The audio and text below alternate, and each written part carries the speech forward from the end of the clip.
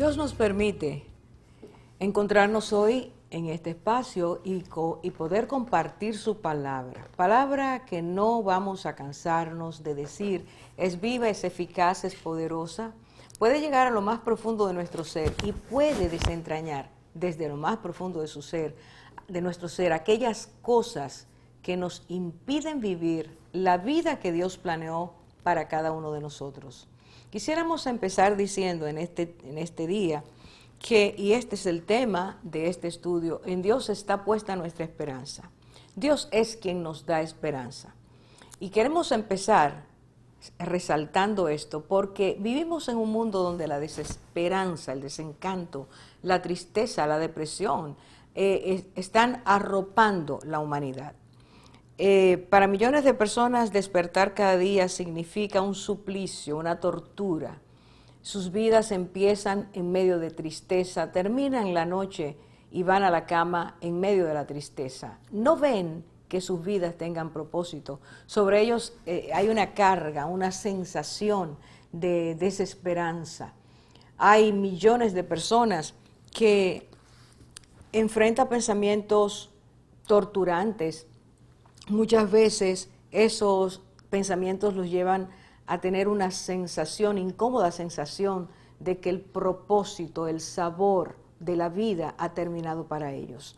Y debo decir, porque es necesario que lo digamos en este momento, que uno de los fenómenos, hay varios fenómenos que están ocurriendo en nuestro mundo, y uno de esos fenómenos fue traído a la luz por la Organización Mundial de la Salud en uno de sus estudios, y trae la desesperanza a toda la humanidad al decir que para el 2030 la enfermedad más común, más fuerte, más aguda que tendrán los seres humanos será la depresión.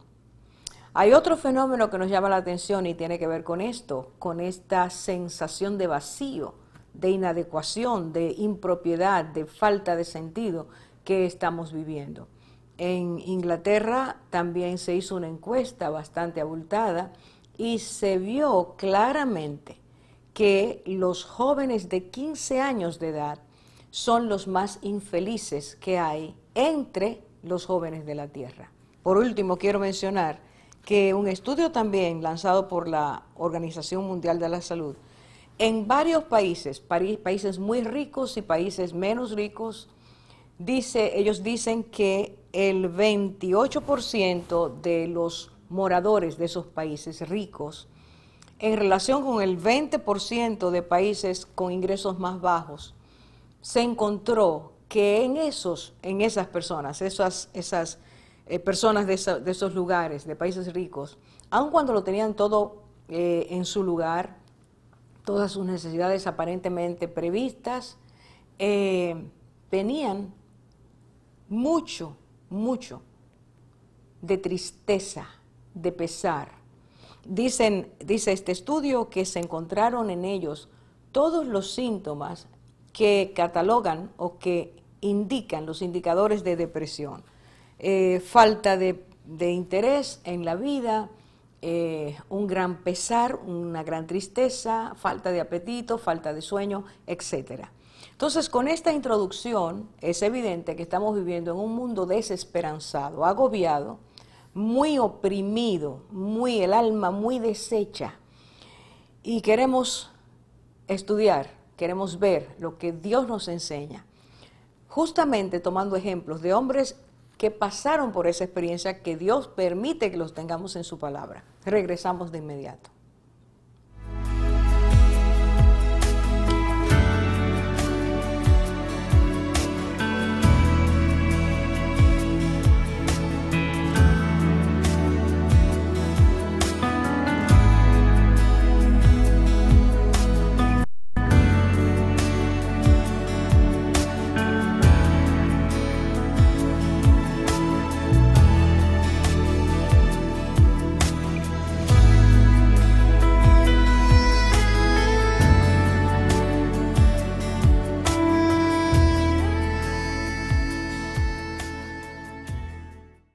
Como decíamos en la introducción, personas que se han sumergido en la tristeza que sufren de depresión, tristemente muchos de ellos han terminado eliminando sus vidas, han terminado quitándose la vida porque entendieron que no había propósito para ellos, que la vida les era amarga, que no tenía ningún sentido permanecer vivos.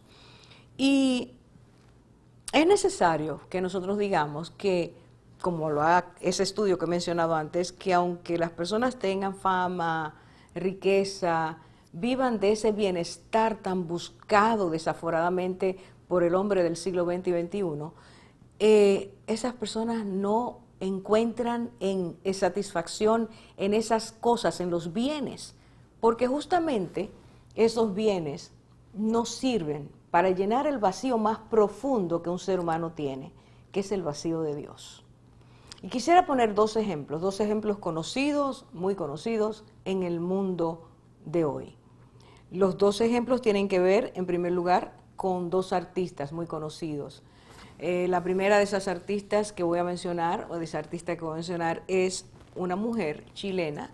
Su nombre fue Violeta Parra, y escribió un canto a la vida, un poema muy precioso, y ese poema dice, o empieza diciendo: gracias a la vida que me ha dado tanto.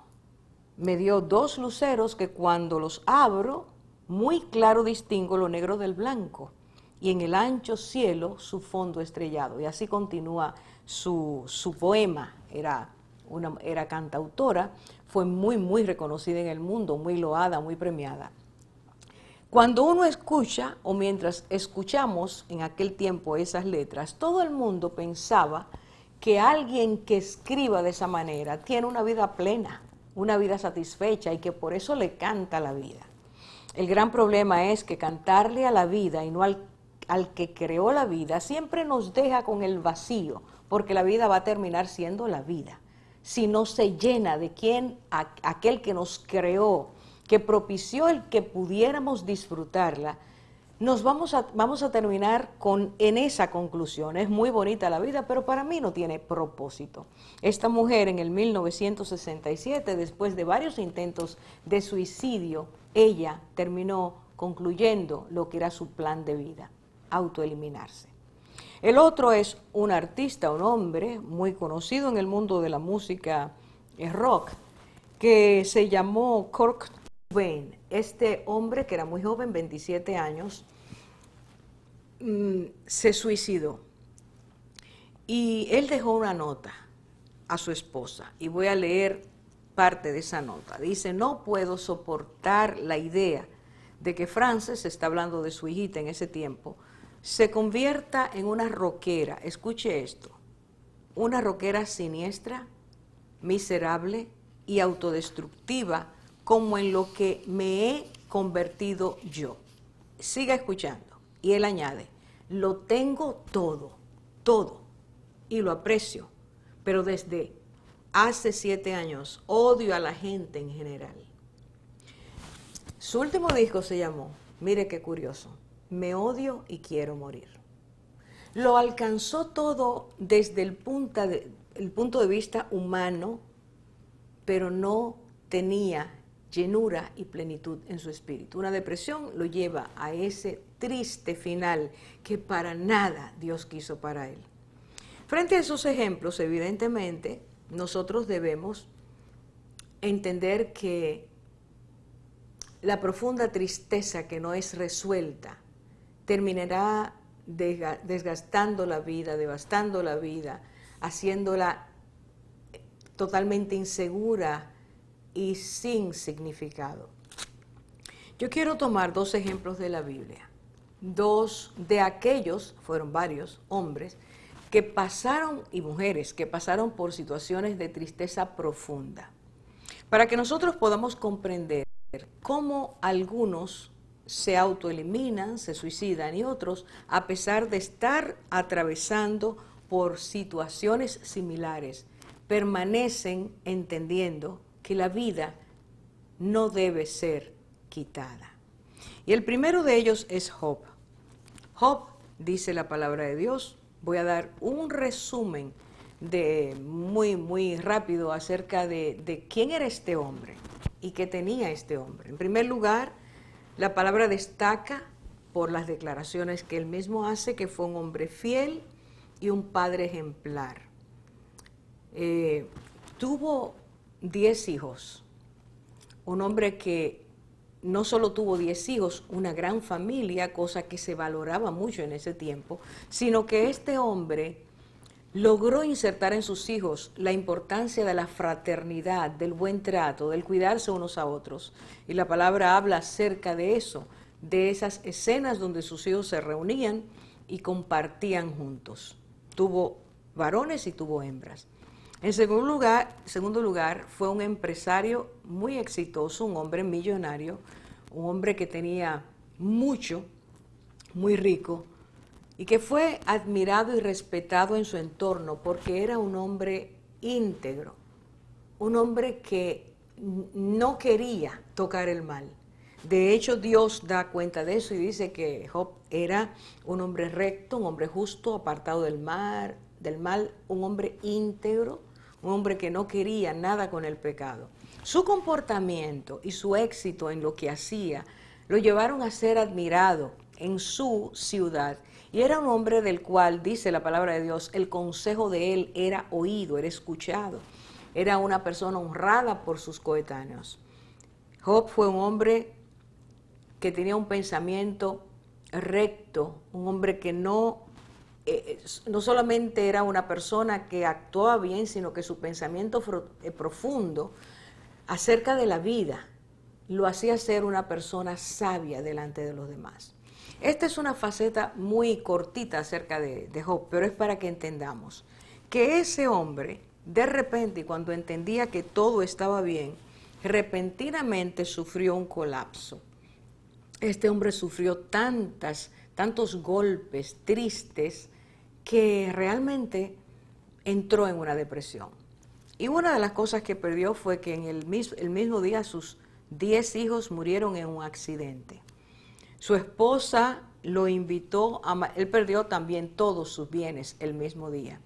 Ante eso su esposa lo invitó a maldecir, le dijo: pierde ya, deja de ser íntegro, maldice a Dios y muérete, es decir, suicídate, a ti no te queda nada. Él también perdió el respeto y la admiración que tenía entre sus compañeros de eso, los ciudadanos. Los que antes lo admiraban ahora ya no lo admiraban, hablaban mal de él. Y como ocurre muchas veces cuando vienen desgracias a la vida de una persona, siempre se acusa a la persona de que quizás hizo algo malo. Muchas veces es real, pero no siempre es así. No siempre se sabe por qué alguien está pasando por situaciones dolorosas. Sus amigos íntimos y que lo amaban, cuestionaron su integridad y su aparente ser justo delante de Dios. Junto con todo esto, Job perdió su salud. Y fue una enfermedad, dice que ni siquiera podía dormir, una enfermedad que cuando toda su piel estaba llena de llagas, desde la cabeza hasta los pies, una enfermedad dolorosa, una enfermedad que lo enflaqueció, una enfermedad que lo hizo casi un guiñapo. Y ante todo eso, Job habla. Y quiero que veamos las cosas que él dice mientras él está atravesando por esa experiencia dolorosa. Cuando le dieron la noticia de que sus hijos habían muerto y que sus bienes los había perdido también, Job dice en capítulo 1, versículo 21, dice: desnudo salí del vientre de mi madre y desnudo volveré allá. El Señor dio y el Señor quitó. Sea el nombre del Señor bendito. Estas son las palabras que salieron de él cuando recibió los impactos directos, continuos, uno detrás de otro. Cuando supo que todo lo que amaba se había perdido, él dijo: Dios dio y Dios quitó. Y no maldijo a Dios, sino que lo alabó en ese momento. Voy a hacer una pausa para que nosotros sigamos mirando algunas de las declaraciones de este hombre en medio del vendaval que llegó a su vida, de la tormenta que lo afligió. Ahora mismo regresamos.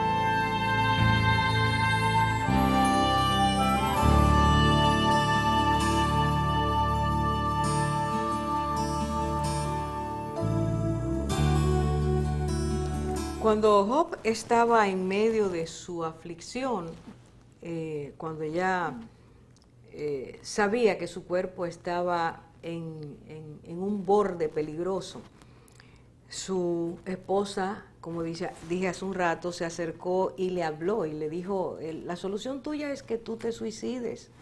No entiendo por qué tú sigues amando a Dios, creyendo en Dios, cuando mira lo que te ha pasado. Un señalamiento que ocurre muchas veces cuando atravesamos por momentos muy difíciles que los que nos rodean dudan del Dios en quien nosotros decimos creer. Eso le pasó a Job. Y él le respondió de esta manera. En Job 2:10 dice, él le dijo, como habla cualquier mujer necia has hablado, ¿aceptaremos el bien de Dios y no aceptaremos el mal?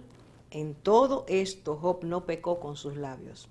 Este hombre va presentándose ante nosotros en medio de todos esa batalla, ese tormento, se va levantando delante de nosotros al leer estas declaraciones, un hombre que tiene algo más, que no es solo la experiencia dolorosa, triste, que no es solo el duelo porque ha perdido a personas que ama, 10 personas que amaba intensamente.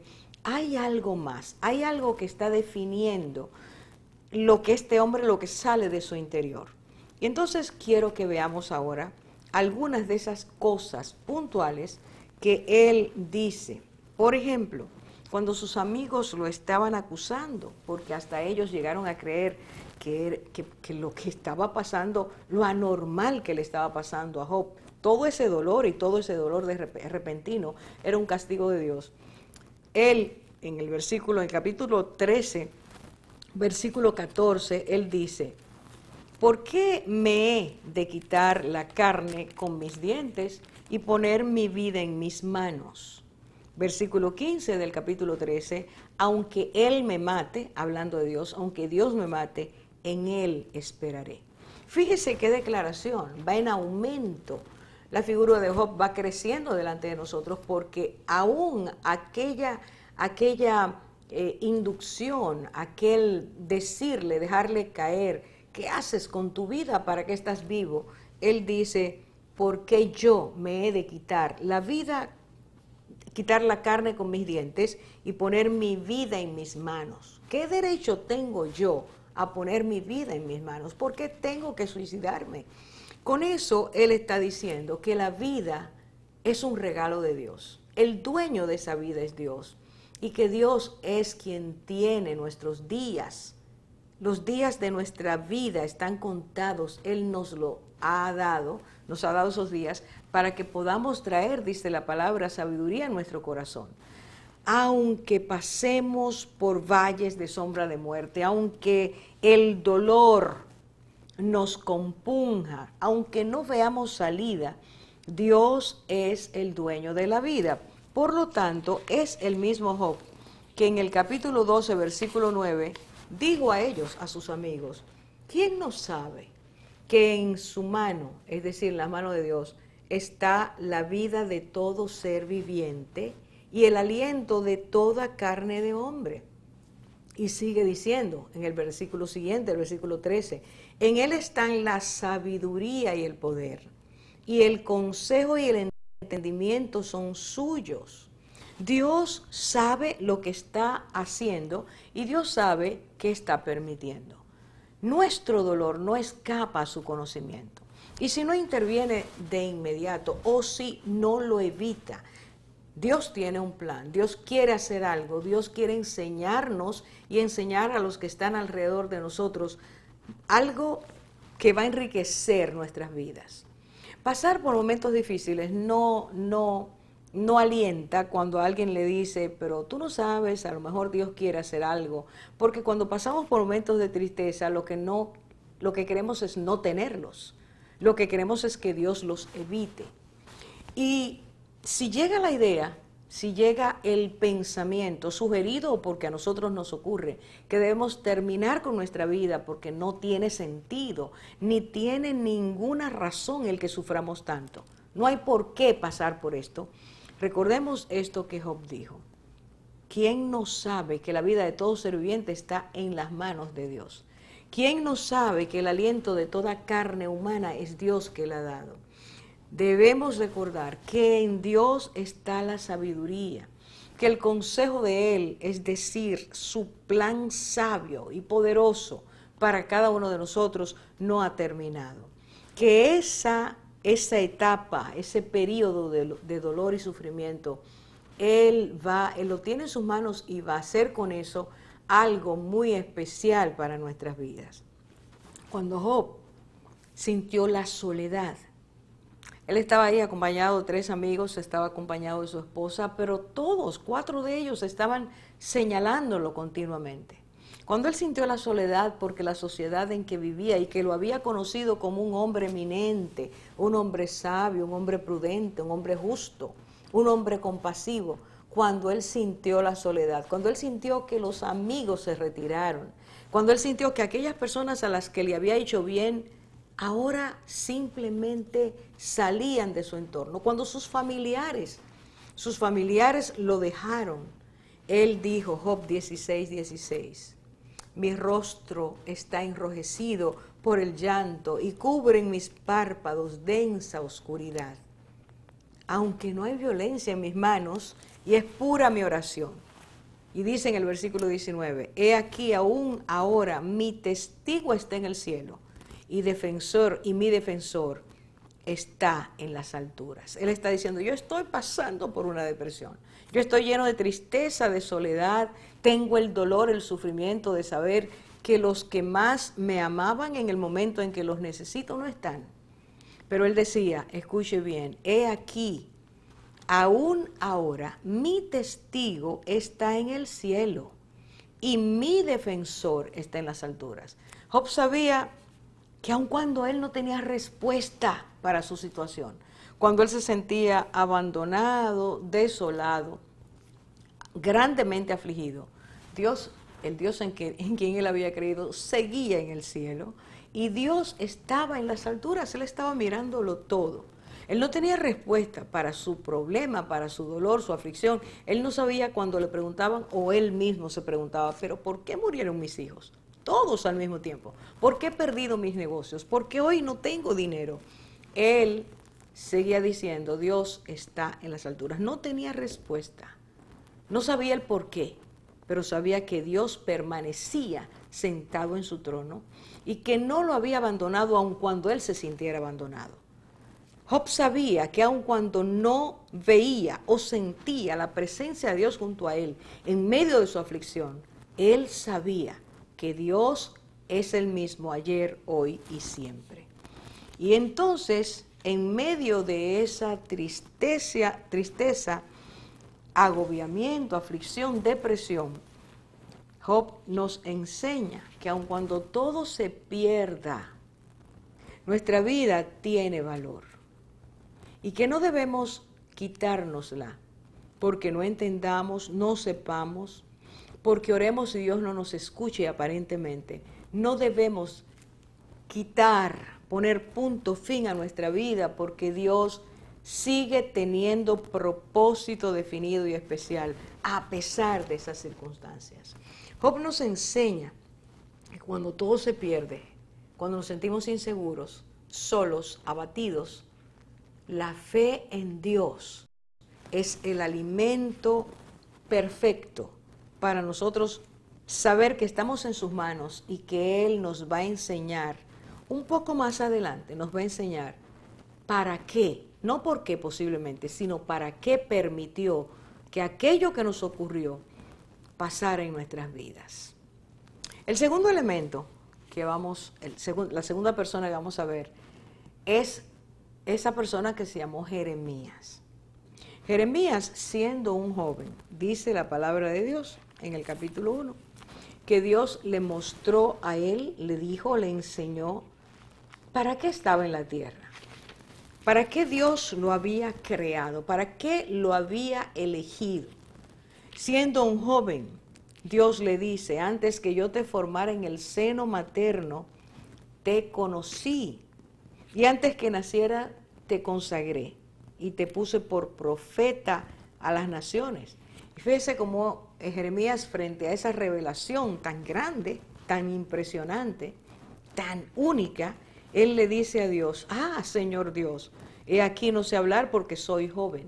Es decir, en el momento en que Dios le habló y le dijo, te he formado, te he creado, te he permitido nacer porque tengo un propósito contigo. Quiero que seas profeta, mi profeta a este pueblo y a las naciones. Jeremías se aturde y le dice, Señor, pero yo soy muy joven, yo no sé ni siquiera qué voy a decir. Y es en esa introducción cuando se produce ese diálogo tan perfecto entre el creador y la criatura, entre el Dios que dice, te he creado para, y la criatura que dice, yo no tengo capacidades para hacerlo, que Dios empieza a trabajar en la vida de Jeremías y le da promesas muy grandes, muy específicas, para que él supiera que pasara lo que pasara. Y de hecho, Dios le advierte, vas a tener oposición, vas a tener enemigos, vas a tener personas que se van a levantar contra ti, pero te voy a hacer como un muro de bronce, voy a hacerte una persona fuerte para que puedas llevar a cabo el propósito para el cual te creé. Y dice la palabra, mientras nosotros leemos el libro de Jeremías, que Jeremías empezó a sentir, mientras él obedecía a Dios y decía a las personas lo que Dios les mandaba a decir, mientras entregaba el mensaje que Dios le daba, mientras él les hablaba, escuchen, Dios dice, Dios advierte que si ustedes no cambian su comportamiento, las consecuencias serán tristes para su vida. Y volví a decirles, si ustedes no dejan la codicia, no dejan el robo, el engaño, la infidelidad, Dios va a traer una disciplina sobre sus vidas. Dios va a detenerlos en su camino. Mientras él decía eso, empezó a crecer alrededor de él un número de enemigos. Muchos de esas personas las conocía, otras no las conocía. Pero lo más triste para Jeremías fue darse cuenta que aún su familia y sus amigos se volvieron contra él. Y que las personas que antes aparentemente lo amaban, lo fueron dejando solo. Y no solo lo fueron dejando solo, valga la redundancia, sino que él se vio en momentos sumamente difíciles, dolorosos. Y este hombre lloró mucho, este hombre se deprimió mucho, este hombre tuvo declaraciones donde gritaba por la soledad que sentía, por la opresión que sentía, por el abuso y maltrato que se reflejaba contra él. Y pasó por experiencias muy difíciles. Fue apresado, fue encarcelado, fue maltratado, solo porque hacía lo que Dios le estaba diciendo. Cualquiera que pase por una experiencia así, donde se sienta abandonado y sobre todo, donde diga, pero es que Dios fue quien me dijo que hiciera esto, ¿por qué me va tan mal? Y a veces, en algún momento, tuvo el deseo de seguir adelante, el de dejar lo que estaba haciendo, de abandonar lo que Dios le había puesto en sus manos. Y sin embargo, Dios insistió en decirle, te he puesto como, no hagas lo que ellos hacen, no te conviertas a ellos, permanece firme. Y cuando vengamos en el próximo segmento, voy a leer algunas de las cosas, de los dolores que él manifestó y cómo este hombre nos enseña que a pesar, al igual que Job, a pesar de ese sufrimiento, de esa especie de abismo profundo en el que cayó. Él pudo sostenerse, y de eso vamos a hablar, porque de eso se trata. Es posible que tú y yo estemos atravesando por situaciones difíciles, dolorosas. Quizás tú te sientes deprimido, te sientas deprimida. Sin embargo, Dios te da aquí en su palabra pautas y te explica y nos explica, nos da, nos informa que sí, estas cosas ocurren, pero Él está sentado en su trono, que como decía Job, mi testigo está en las alturas y Él actuará, Él hará en el momento específico. Regresamos de inmediato.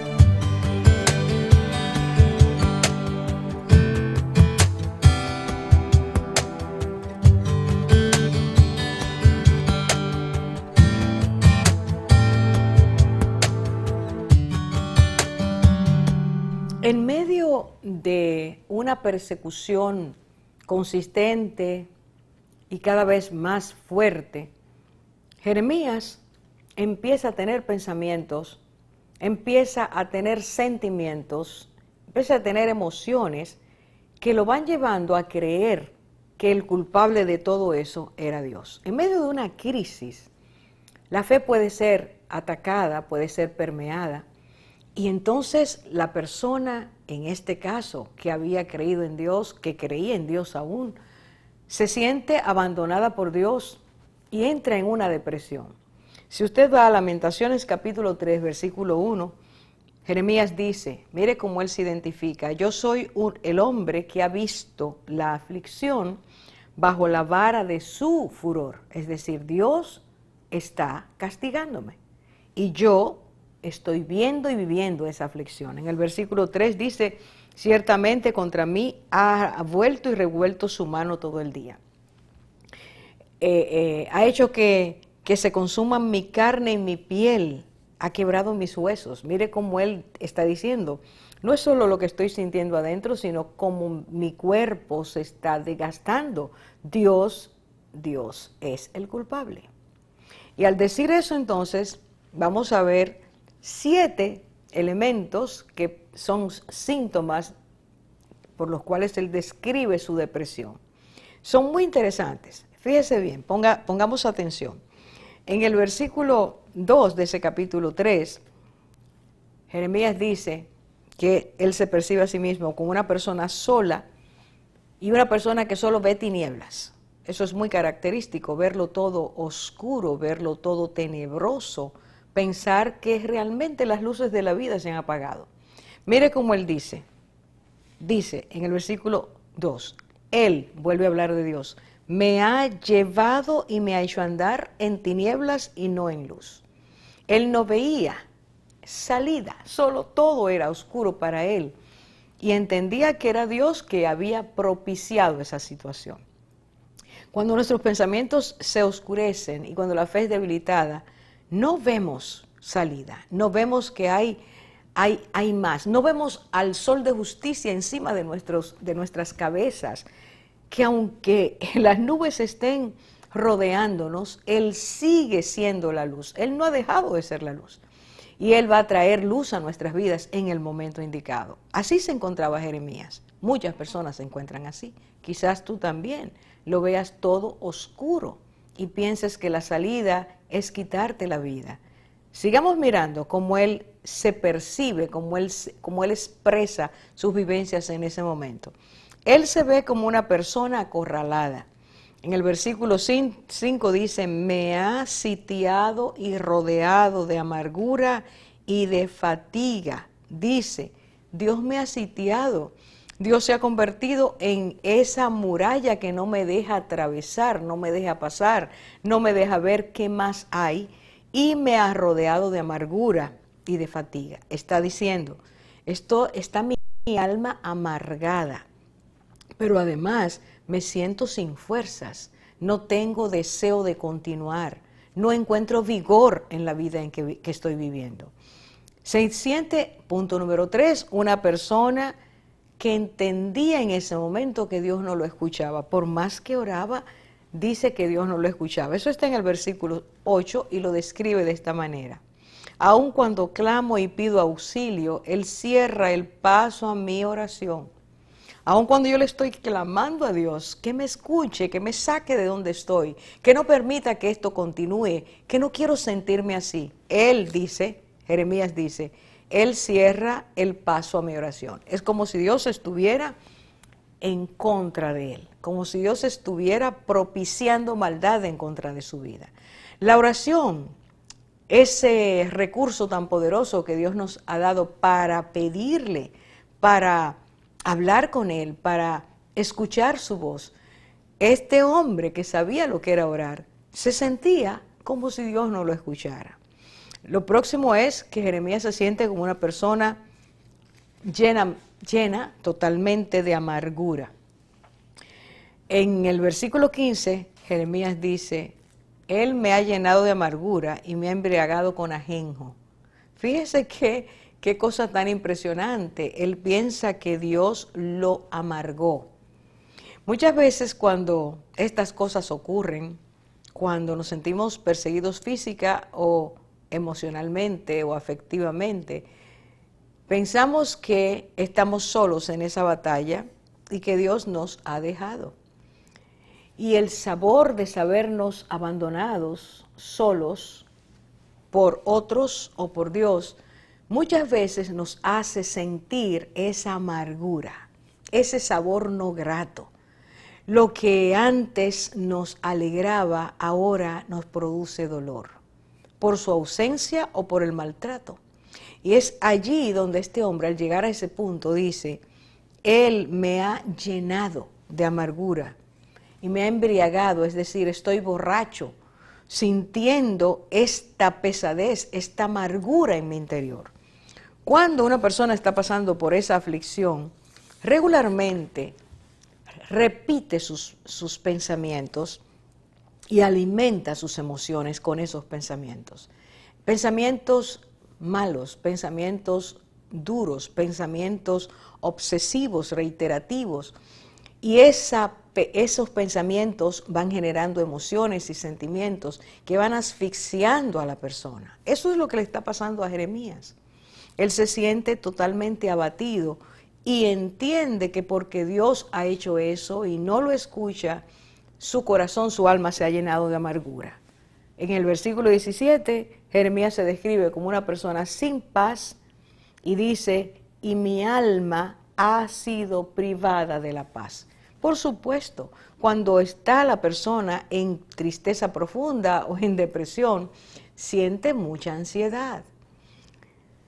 Hay un estado profundo de confusión. Se agitan sus emociones. Su corazón sufre de taquicardia. Es real lo que está sintiendo. Y por eso describe Jeremías, mi alma ha sido privada de la paz.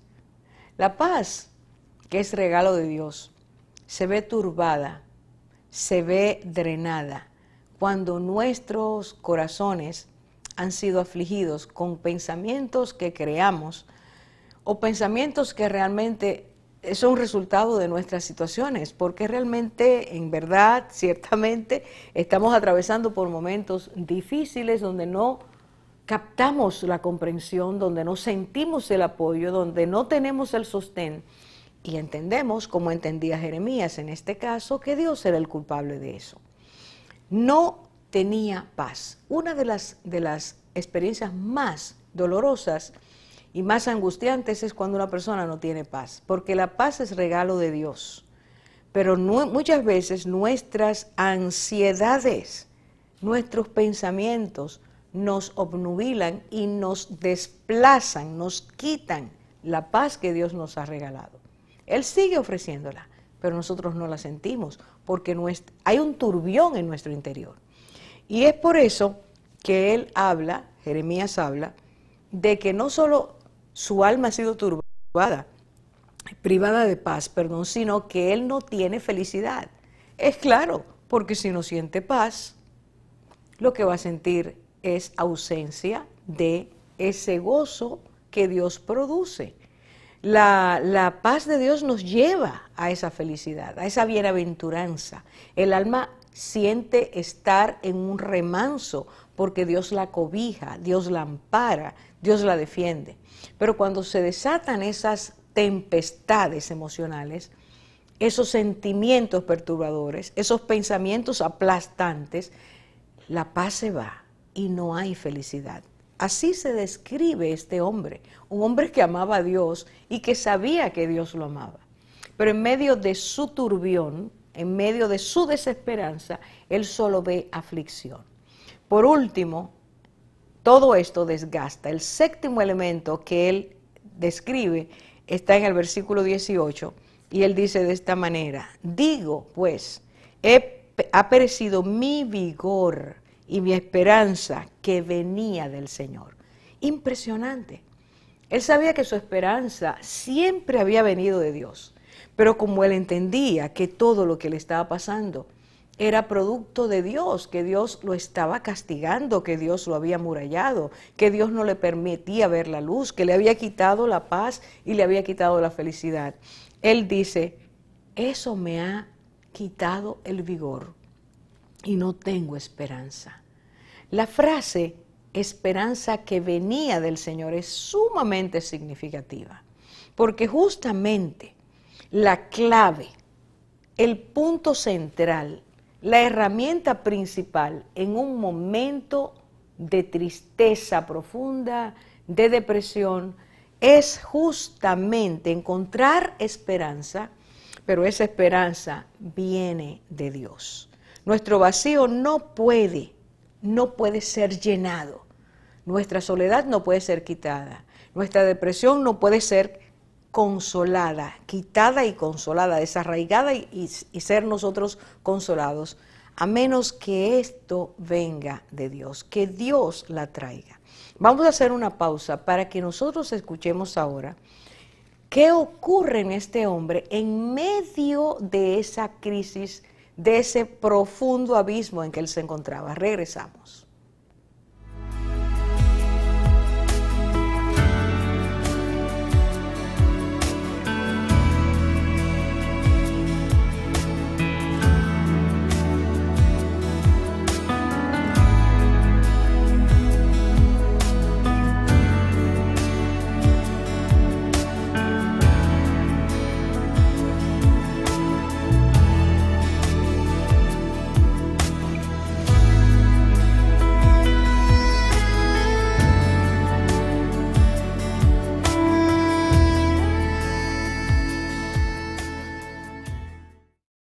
Describamos rápidamente la condición de Jeremías. Recuerde que él dice que es un hombre que está pasando por una situación donde entiende que Dios lo ha abandonado, sin ninguna visión que le permitiera, ninguna esperanza que le permitiera en ese momento ver salida a su situación. Se siente en tinieblas, entiende que está acorralado, está amargado, está lleno de ansiedad, no tiene paz, no tiene felicidad, se siente sin vigor, sin fuerzas, y sin embargo este hombre no piensa en quitarse la vida. ¿Qué es lo que pasa cuando él está en el fondo del túnel, cuando él está al borde del precipicio? Quisiera que viéramos rápidamente, escucháramos esta declaración, justamente ahí mismo, en el libro de Lamentaciones capítulo 3, donde él ha descrito antes estos 7 elementos que he leído, indicadores de su depresión, cómo él dice esto. Por favor, escuche. Esto traigo en mi corazón, por esto tengo esperanza. El hombre que está diciendo que no tenía esperanza, de repente está diciendo, esto traigo en mi corazón, por esto tengo esperanza, que las misericordias del Señor jamás terminan, pues nunca fallan sus bondades. Son nuevas cada mañana. Grande es tu fidelidad. El Señor es mi porción, dice mi alma. Por eso en Él espero. Bueno es el Señor para los que en Él esperan, para el alma que le busca. ¿Qué pasó del que estaba totalmente en tinieblas y ahora parece que la luz llegó, se alumbró su interior? ¿Qué pasó con el hombre que estaba tan confundido y sus pensamientos eran tan tristes y ahora dice que tiene esperanza? Tratemos de entenderlo de esta forma. En el capítulo 3, versículo 21, él dice, esto traigo en mi corazón, por eso tengo esperanza. En medio de todos los pensamientos, emociones, sentimientos aturdidores, hay algo en su interior que se llama convicción. Hay algo que Dios escribió en su interior, en su alma, en esa parte profunda de nuestro ser, en ese yo interior, que estaba en ese momento retomando el lugar que había tenido, que estaba en ese momento empezando a crecer, que estaba en ese momento alzando la voz para que Jeremías escuchara. Dentro de ti está tu esperanza, porque dentro de ti está quien te produce esperanza. Esa marca escrita por Dios, eso que nadie puede poner, que solo Dios puede poner en nosotros. Eso que produce convicción, porque convicción no es creencia simplemente. Convicción es saber que algo ha pasado en nuestra vida antes, que nos ha dado la certeza de que Dios es real, de que Dios es quien provee, de que Dios es el que salva, de que Dios es el que trae aliento, de que Dios nos vuelve a la esperanza. Convicción es una marca profunda, es escritura de Dios en nuestro corazón, en nuestra mente, en nuestras almas, para que nosotros sepamos que al pasar por situaciones próximas, Él sigue siendo igual. Escuche lo que dice Él, lo repito, esto traigo en mi corazón, porque traigo esto en mi corazón, tengo esperanza. ¿Qué era lo que Dios había escrito? Versículo 22, que las misericordias del Señor jamás terminan, que nunca fallan sus bondades, que son nuevas cada mañana, justamente cuando despertamos y nos damos cuenta que vamos a repetir un día igual o peor que el anterior, que todo está oscuro, que no vemos salida, que el sol se ha escondido. Este hombre, porque tiene escrito en su interior una convicción que parte de experiencia, que parte de vivencias, que él sabe que ha sido así. Él dice, ahí en lo profundo está escrito que son nuevas las misericordias de Dios cada mañana, que su fidelidad es real, que nunca terminan. ¿Sabe de qué está hablando Jeremías? Jeremías está hablando del Dios que él conoce. Jeremías está hablando del carácter de Dios. Está hablando de los atributos, las cualidades de Dios. Y justamente el mundo en que vivimos nos ha apagado, ha borrado, ha quitado, se ha empecinado en decir no solo que Dios no existe, sino de que Dios no es real, que Dios no aparece, que Dios es el que causa dolores y aflicciones. Bueno, Jeremías y en algún momento Job pensaron, es posible que Dios, su ira esté sobre mí, que Él me está castigando. Pero la diferencia entre estos dos hombres y aquellos que viven sin esperanza y aquellos que terminan en una aflicción tan profunda que se fue el sabor y el propósito de sus vidas y terminan suicidándose. La diferencia está, repito, en qué clase de Dios conoce cada persona.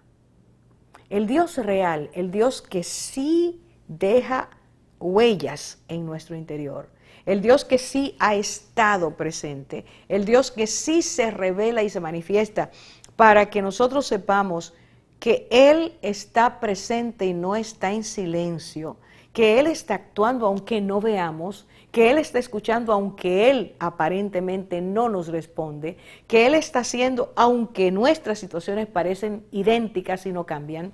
Este Dios es el Dios que porque ya conocemos y sabemos cómo es, puede sustentar nuestras almas en momentos de profunda tristeza, decepción, desaliento. Esto es lo que hace la diferencia. Y entonces, partiendo de sus testimonios, él da 4 cualidades de Dios que son cualidades que nos permiten aferrarnos a Él en momentos de fluctuación. Primero, Dios es misericordioso. Y Él dice, el testimonio de lo que yo he vivido, dice Jeremías, es que sus misericordias jamás terminan. Estoy pasando por esto. Estoy realmente en un abismo. He sido lanzado, de hecho, a una cisterna llena de lodo.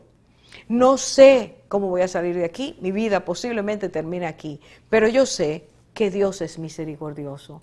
Y sus misericordias, sus favores, sus bendiciones jamás terminan. ¿Y sabe usted por qué no terminan? Porque Dios es eterno y es. Número 2, Él dice, Jeremías, es bueno. Dios es bueno.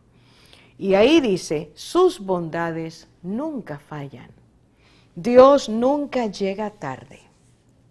Dios siempre va a estar presente en el momento donde Él entiende, en su sabiduría perfecta, que es el momento en que Él debe actuar, hacer o deshacer, edificar o destruir, traer la sanidad. Él sabe cuándo llegar y tiene el poder para hacerlo. Pero Él está esperando algo en nosotros que tiene que cambiar, y es que creamos más, que nos aferremos más a Él, y que, como dice Jeremías, esperemos, el alma que espera en el Señor. Misericordioso, Dios bueno, nunca falla. Tercero, Dios que es proveedor. Ahí dice, el Señor es mi porción. Yo sé quién es Dios, en Él yo encuentro lo que necesito, lo que necesita mi alma en medio de esta turbación, paz, en medio de esta aflicción, consuelo, en medio de esta soledad, presencia de Dios y compañía. Dios tiene todo lo que necesito, puedo tomar de Él, Él me nutre, en Él encuentro mi dosis necesaria. Dios es real, y porque Él es real, es proveedor, tengo en Él mi porción, Él es fiel. Dios es fiel. Dice allí, grande es su fidelidad. Cada mañana lo veo. Sé que puedo empezar este día, aún teniendo todas estas dificultades, con la certeza de que Él no me va a dejar, de que su mano es firme, fuerte, poderosa, de que Él abre su mano para dispensar sus bienes sobre mi vida. Puedo tener esa certeza. Y Jeremías, saliendo de la oscuridad en que estaba, porque tenía escrito esto en su corazón, vivencia, convicción, está declarando, yo sé que Dios es misericordioso, sé que es bueno, sé que es proveedor, sé que es fiel, mi alma lo ha disfrutado, mi vida entera lo ha probado, y termina diciendo, Él es refugio seguro. Fíjese lo que dice ahí, bueno es esperar en silencio la salvación del Señor. Bueno es el Señor para los que en Él espera. El Señor es porción de mi alma, por eso en Él espero. Fíjese cómo reitera, puedo esperar, en Él espero. Dios es refugio y fortaleza. Dios es pronto auxilio en nuestras tribulaciones. Dios es consolador permanente. Dios tiene la capacidad de consolar cualquiera de nuestros dolores, aflicciones, tribulaciones. Él lo dice en su palabra.